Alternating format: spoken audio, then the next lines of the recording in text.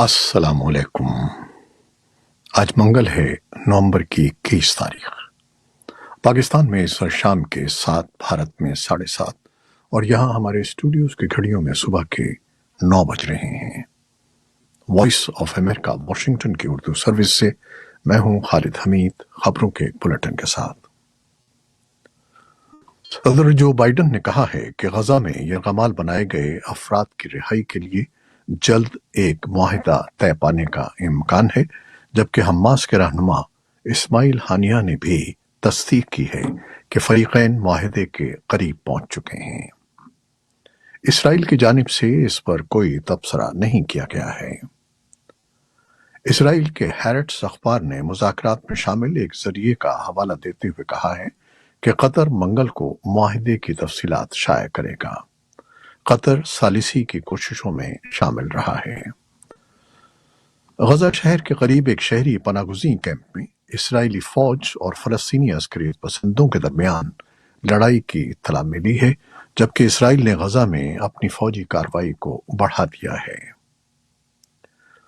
जनूबी अफ्रीका के कानून साजों की जानिब से इसराइली सिफारतखाने को बंद करने की तहरीक पर मुतवक्की वोटिंग के दरमियान इसराइल ने जनूबी अफ्रीका से अपने सफीर को मुशावरत के लिए वापस बुला लिया है। जनूबी अफ्रीका मंगल को गजा की जंग पर तबादला ख्याल के लिए ब्रिक्स की उभरती हुई मईशतों के एक वर्चुअल इजलास की मेजबानी कर रहा है।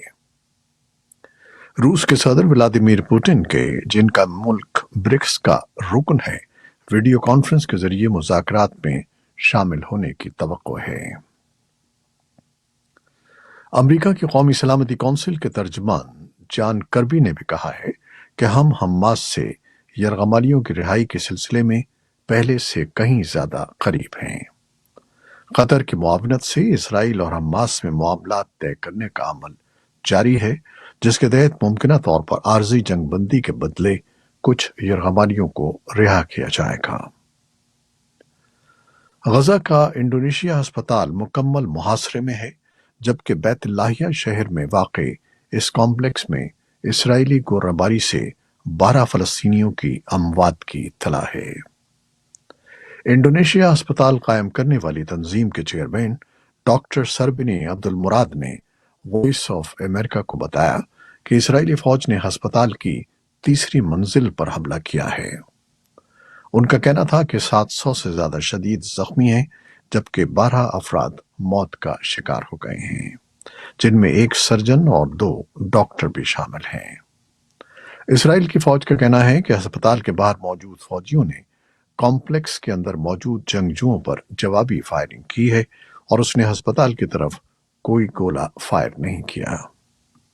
उधर इंडोनेशिया के वजीर खारजा ने गजा के इंडोनेशिया अस्पताल पर हमले की मजम्मत करते हुए इसराइल को मोरिद इल्जाम ठहराया है और वाशिंगटन में कौमी सलामती कौंसिल के तर्जुमान जॉन कर्बी ने कहा है कि अमेरिका अस्पतालों को मैदान जंग के तौर पर नहीं देखना चाहता। लबनान के अस्करियत पसंद ग्रुप हिजबुल्लाह ने शिमाली इसराइल पर हमलों के एक नए सिलसिले का दावा करते हुए कहा है कि उसने पीर के रोज फौजियों पर ड्रोन्स, तोपों और मिसाइलों से हमले किए हैं। तंजीम ने एक बयान में कहा कि हिजबुल्लाह के जंगजुओं ने शिमाली इसराइल में फौजियों को हदफ बनाकर 3 ड्रोन हमले किए हैं। इसराइल की फौज ने कहा कि एक फौजी छावनी के करीब 3 UAV ड्रोन्स हमलों की निशानदेही हुई है, लेकिन उसने ये नहीं बताया कि ये हमले कहां हुए हैं। दूसरी जानिब AFP के मुताबिक जनूबी लबनान में इसराइली हमले में एक बुजुर्ग खातून हलाक और उनकी पोती जख्मी हो गई।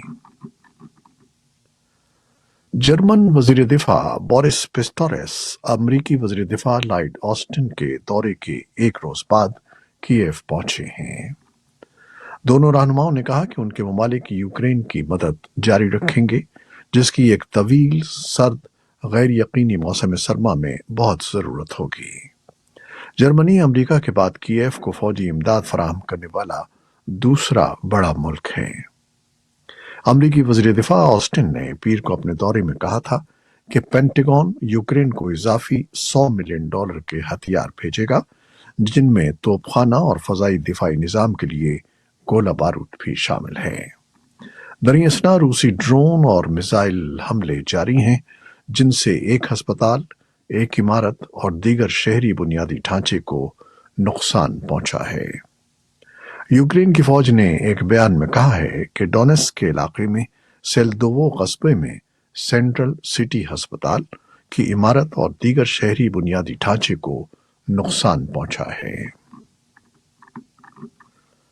پاکستان کے اندر سرحد پار سے دہشت گرد حملوں کو روکنے کی کوششوں کے بارے میں ماہرین کے مطابق پاکستان کو سرحد پار سے خاطر خواہ تعاون نہیں مل رہا ہے اور صورتحال بگڑتی جا رہی ہے۔ پاکستان کے روزنامے ڈان کے مطابق بلوچستان کے نگراں وزیر اطلاعات جان اچکزئی نے کہا ہے کہ اگر افغانستان سے ہونے والی جنگجوؤں کی کارروائیاں بند نہ ہوئیں تو پھر پاکستان کو ان دہشت گردوں کی پناہ گاہوں تک جانا اور انہیں سبق سکھانا ہوگا۔ تاہم جب وائس آف امریکہ کے قمر عباس جعفری نے پیر کو ان سے رابطہ کیا تو جان اچکزئی نے کہا کہ وہ اس معاملے پر اس وقت کوئی تبصرہ نہیں کرنا چاہتے۔ ان کا کہنا تھا کہ یہ ایک انتہائی حساس معاملہ ہے اور اس وقت اس کے بارے میں مزید کچھ کہنا مناسب نہیں ہوگا۔ ادھر افغانستان کے طالبان حکمران دنیا کو بار بار یقین دہانی کراتے رہے ہیں کہ وہ اپنی سرزمین کو کسی دوسرے ملک پر دہشت گردی کے حملوں کے لیے استعمال کرنے کی اجازت نہیں دیں گے۔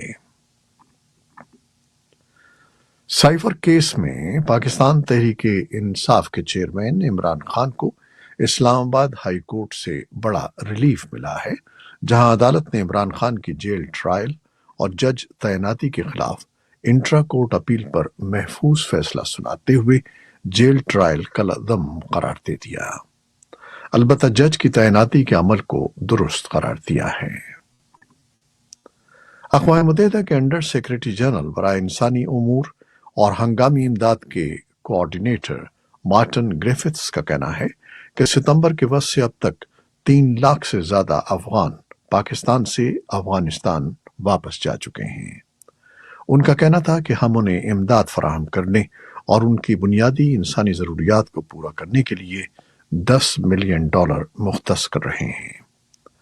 عالمی ادارہ خوراک یا WFP کا کہنا ہے کہ اس تنظیم نے گزشتہ ہفتوں میں واپس آنے والے 2 لاکھ افغانوں کی مدد کی ہے اور اب واپس آنے والے 10 لاکھ افراد کے لیے $16 ملین امریکی کی ضرورت ہے۔